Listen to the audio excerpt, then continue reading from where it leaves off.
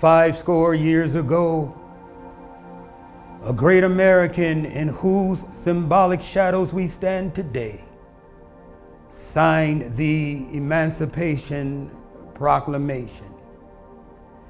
This momentous decree came as a great beacon light of hope to millions of Negro slaves who had been seared in the flames of withering injustice.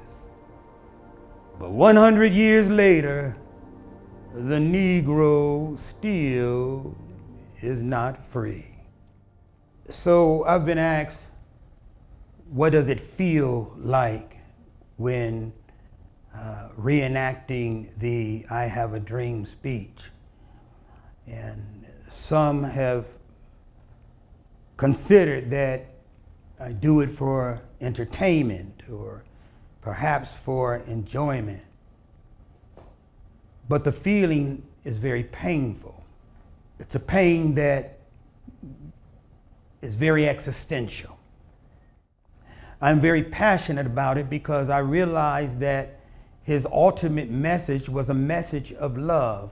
It was a message of peace, and ultimately it was a message of togetherness. And so when I do the speech, it comes from a sense or a charge that, hey people, let's get it together. Let's join hands. Let's love one another, because this fighting, this bickering, this hatred, it has gotten us nowhere.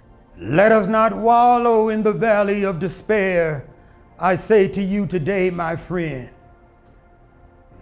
even though we face the difficulties of today and tomorrow, I still have a dream. It is a dream deeply rooted in the American dream.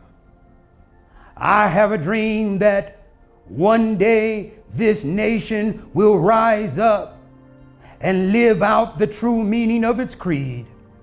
We hold these truths to be self-evident, that all men are created equal. And so let freedom ring.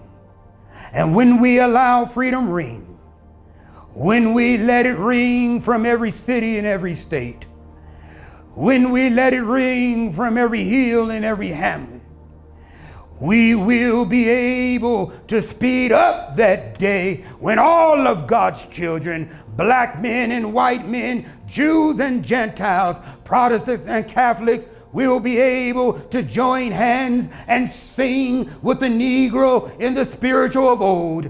Free at last, free at last. Thank God Almighty, we are free at last.